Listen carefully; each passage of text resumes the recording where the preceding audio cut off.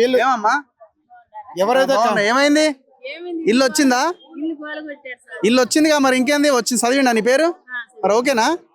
మరి మాకు వచ్చి ఉండదనక ఉండాలి కదా సార్. ఇప్పుడు ఏడుంటున్నాం, నిన్న తెలిసిన వాళ్ళు ఇంటికి పోతే అయాల మీరు అప్పులు ఉన్నాయని ఇల్లు అమ్ముకొని పోయిను, ఈ దొంగ ముండ కిరసనాలు పోసి తగలు పెడతా, పిట్రోలు పోసి తగలు పెడతానని మా వాడు ఒకటే పిల్లగాని పట్టుకొని కొట్టిండు. తల్లిదండ్రులు లేని పిల్లగాళ్ళని పట్టుకొని కొట్టిండు.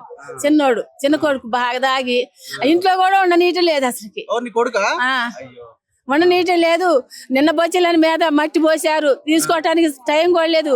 టిన్నులు గిన్నెలు మొత్తం ఎత్తుకొని పోయారు. ఇలా మాటలు నమ్మకుర్రి, దొంగలు నమ్మొద్దు. మీరు ఇందిరా మిల్లు వచ్చిందని నమ్మితే మీరు బొక్కబోర్ల పడ్డట్టే. అందరు కలిసి కొట్లాడుతూనే నిలబడి ఏంటో తెలియట్లేదు. ఆ చీకటి కోమలలో కూడా 10 నెలల నుంచి కూడా దోమలు ఏ గుట్టినా కూడా అందులోనే ఉంటున్నాం. ఇళ్లలో పనులు చేసుకొని పోయి ఇళ్లలో అందింత వండుకోవటం, 6 వరకు పండుకోవటం ఉంటాం సార్. పట్టులలోనైతే ఏమి లేదు అసలుకి. 3 రోజుల నుంచి నిన్న ఎవరు తీసుకొచ్చారన్నో, మేము అందుకోపోయారికి 3 రోజులు అందరూ తిన్నారు. అన్నాళ్ళు వాళ్ళు అది మరి ఎట్టా అయ్యింది మా సంగతులు ఏందో. మాకు న్యాయం జరగాలి సార్, అసలుకి న్యాయం జరగాల. మేము అసలు ఏమైనా లేదు. ఇళ్ళ పనికి పోతే కాళ్ళు కానీ బగ్గులు అయిపోయింది సార్. మాకు ఏడ్చి ఎర్ర కప్పులు అయిపోతున్నారు. ఈ గోడలు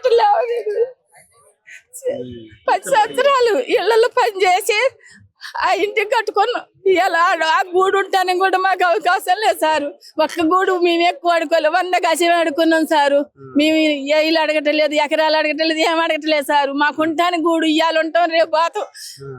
ఒక్క మనిషి శాంతిగా ఉండొచ్చుగా. మంచాలు ఎరగొట్టి, అయ్యి ఎరగొట్టి, ఈ ఎరగొట్టి కూర్చోటానికి కూడా ఏం లేకుండా చేశారు. మేము అయ్యారికి మళ్ళా యువతలో పాతినోడు ఆ ఉండేవన్నీ పాతినోడు వేసుకొని పోయిండు. ఏమి లేదు, మాకు గూడు లేదు, ఏమి లేదు.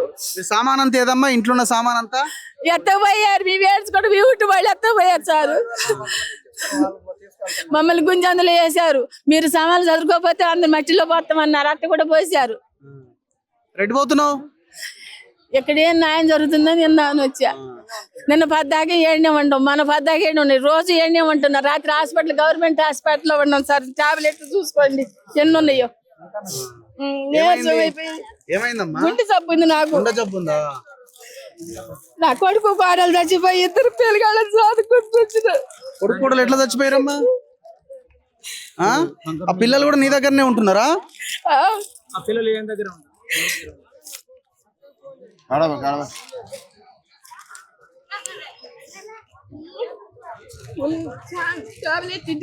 కవర్లు టాబ్లెట్ అన్ని మర్చిపోసారు సార్. ఇప్పుడు ఆ పిల్లలు మీ దగ్గరనే ఉంటున్నారా? 2 పిల్లగాళ్ళు నా కాడనే ఉంటున్నారు. వాళ్ళకి అమ్మమ్మ తాతయ్య కూడా లేరు అసలుకి. 11 నెలల పిల్లగాడు అప్పుడు తల్లి చచ్చిపోయింది, తండ్రి చచ్చిపోయిండు. ఆ పిల్లగాడు ఒక పిల్లగాడు మెంటలు. ఆ పిల్లగాడికి అసలు మైండ్ పని చేయదు. ఎవరి పిల్లలు ఎడబెట్టిరు? మా ఇంటికన్నా పెద్దోళ్ళు అయ్యారు. ఆ పిల్లగాడికి మైండ్ మంచిగా ఉంది. ఎవరు దారిని పోతే ఎవరు పడితే వాళ్ళు కొట్టుడు పోయినే ఉంటున్నారు. ఎంత దారుణమైన పరిస్థితి చూడండి, ఎంత దారుణమైన పరిస్థితి చూడండి. పొంగులేటి శ్రీనివాసరెడ్డి, నీకు గండిపేట దగ్గర ఉన్న ఫామ్ హౌస్ లో బాత్రూమ్ అంత ప్లేస్, ఇది బాత్రూమ్ అంత ప్లేస్. దుర్మార్గుడా, ఇది నాకు సంబంధం లేదు అని మాట్లాడుతున్నావు. నాకు నాకు రెవెన్యూ మంత్రిగా నాకు ఇన్ఫర్మేషన్ లేదని ఒకసారి చెప్తున్నావు. ఒకసారేమో బీఆర్ఎస్ హయాంలోనే గూలగొట్టిర్రు, అప్పుడు కూడా మీరు గూలగొట్టిరు కదని వాళ్ళ మీదకి దోస్తున్నావు. వాళ్ళు గూలగొట్టిరు, వాళ్ళు దొంగలు, ఎవడు కాదంటున్నాడు. మరి వాడు దొంగ అయినప్పుడు నువ్వెందుకు దొంగ అవుతున్నావు? నువ్వు మంచోడు కావాలి కదా. 50 రూపాయల గడియారం ఇచ్చి ఓటేసుకున్నావు. 50 రూపాయల గడియారం ఇచ్చి ఓటేసుకున్నావు. చేతులు పట్టుకొని చెంపలు నిమిరి అందంగా నవ్వేసరికి అయ్యో మా పొంగులేటి సీనన్న మాలక్కనే నవ్వుతున్నాడని అందరూ అనుకొని ఓట్లేసే. కానీ నీ నవ్వు వెనకాల ఇంత భయంకరమైన కుట్ర, ఇంత భయంకరమైన విషం ఉందని ఎవరికి తెలుసు? నువ్వు ఫస్ట్ ఏమన్నావు? పాషం యాదగిరి వీళ్ళందరూ వచ్చినప్పుడు నీ దగ్గరికి నాకు సంబంధమే లేదు అని కలెక్టర్కి ఫోన్ చేసినావు. మరి నిన్న ప్రెస్ మీట్లో ఏం మాట్లాడుతున్నావు? భూదాన్ భూములే నిజమే కూలగొట్టిన మాట వాస్తవమే అంటున్నావు. సిగ్గు లేదు మాట్లాడడానికి? తుమ్మల నాగేశ్వరరావు, నువ్వు మనిషివే కాదు, అసలు మనిషివే కాదు నువ్వు. అసలు నువ్వు ఖమ్మం జిల్లాలో నువ్వు చాలా తెలివిగా ప్రజల్ని మోసం చేస్తున్నావు. ఓన్లీ నీ సామాజిక వర్గం వాళ్ళ ఇన్ఫ్లుయెన్స్తో, నీ దగ్గర ఉన్న డబ్బులతోటి ప్రజలకు ఆ డబ్బులు పంచి నువ్వు గెలుస్తున్నావు సింపుల్గా.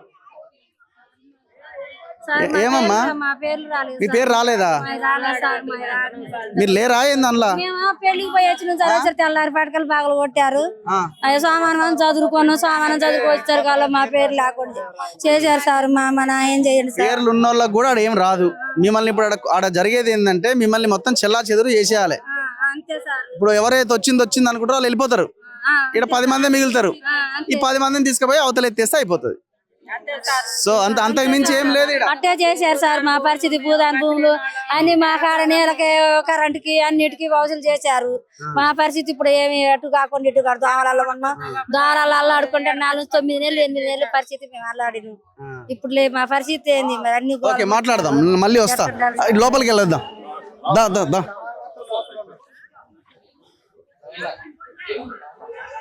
ఒకసారి ఈ పరిస్థితి చూడండి ఎంత దారుణంగా ఉన్నదో ఒకవైపున అక్కడ అలా మీటింగ్ జరుగుతున్నది ఎవరో జాయింట్ కలెక్టర్కి సంబంధించిన ఒక అధికారి వచ్చి అక్కడ ఒక మీటింగ్ చేస్తున్నాడు ఈ ప్రజలు ఇక్కడ బయట ఆటోల్లో బయట ఈ సరుకులతో ఈ వీటన్నిటితో ఎక్కడికక్కడ వాళ్ళ పరిస్థితి ఎంత దారుణంగా ఉందో చూడండి ఇంతవరకు పోలీసులు లేకుండే మనం వచ్చిన తర్వాత పోలీసులు కూడా ఎంటర్ అయినారు మళ్ళీ ఏమైనా ప్లానింగ్స్ ఉన్నాయేమో తెలియదు మళ్ళీ అరెస్టులు ఇక్కడ లా అండ్ ఆర్డర్ ఇష్యూ వస్తుందని ఇక్కడి నుంచి లేపకపోయినా ఆశ్చర్యం లేదు ఏమన్నా జరగవచ్చు అన్నింటికీ మనం సిద్ధంగానే ఉన్నాం ఒకసారి ఆ ప్రజలు చూడండి 100 గజాల కోసం గూడు కోసం అధికారులు వాళ్ళ దగ్గరికి వస్తే వాళ్ళతో మాట్లాడడానికి నాకు ఇల్లు వస్తుందేమో అని ఎదురు చూస్తున్న పరిస్థితి ఒక్కొక్క లీడరు ఒక్కొక్కడు దాదాపుగా 100-200 గజాలలో వాని బాత్రూమే ఉంటుంది వాని బాత్రూము డ్రెస్సింగ్ రూము అంతా కలిసి దాదాపు 100-200 గజాలు ఉంటుంది వాని హోమ్ థియేటర్ దాదాపు 100 గజాలలో ఉంటుంది వాడు డైనింగ్ టేబుల్ ఒక 20 మంది కూర్చునే డైనింగ్ టేబుల్ ఉంటుంది సో వాని పిల్లలకి ఒక్కొక్క కొడుక్కి ఒక్కొక్క మనవాడికి మనవరాలకి ఒక్కొక్క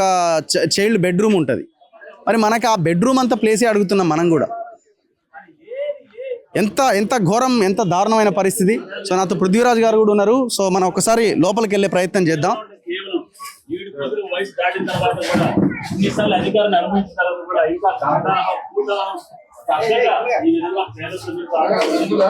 సో ఇక్కడ మీటింగ్ జరుగుతున్నది ఓ 50-60 పేర్లు చదివి వాళ్ళని మొత్తం దాంట్లో ఒక చీలిక తెచ్చే ప్రయత్నం అక్కడ జరుగుతున్నది వీళ్ళు ఇచ్చే ఇందిరమ్మ ఇల్లు డబుల్ బెడ్రూమ్ ఇల్లు వాటి సంగతి ఏందో మనకు తెలియంది కాదు ఒకసారి లోపలికి వెళ్దాం వీళ్ళ డ్రమ్ములు ఇక్కడ వాటర్ సిచ్యువేషన్ చూడండి ఎంత భయంకరంగా ఉన్నదో ఇక వీళ్ళ బ్యాగులు జరగన్నా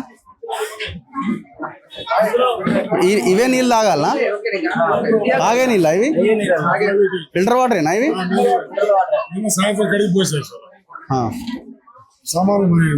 మీవా స్కూల్ బ్యాగ్స్ ఇవి సో పిల్లల స్కూల్ బ్యాగ్స్ ఇవి ఎంత ఘోరం చూడండి ఎగ్జామ్స్ దగ్గరికి వస్తున్నాయి మార్చ్ దగ్గరకు వస్తున్నది మార్చ్ ఏప్రిల్లో ఎగ్జామ్స్ ఇంటర్మీడియట్ ఎగ్జామ్స్ ఆల్రెడీ నడుస్తున్నాయి 10th ఎగ్జామ్స్ మార్చి 14th నుంచి స్టార్ట్ కాబోతున్నాయి ఇందులో కూడా ఎంతో మంది పిల్లలు ఇంటర్మీడియట్ 10th B.Ed చదువుతున్న పిల్లలు ఉన్నారు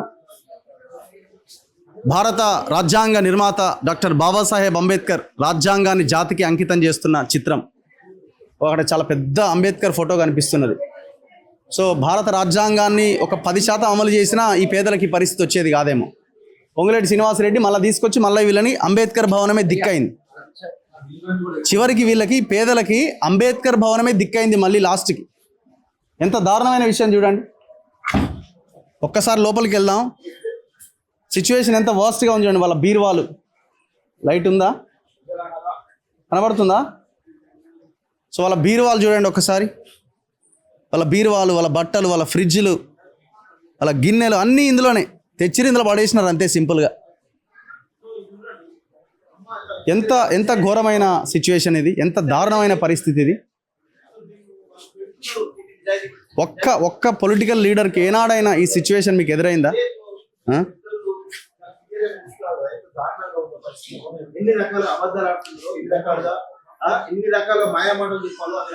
ఎంత దారుణం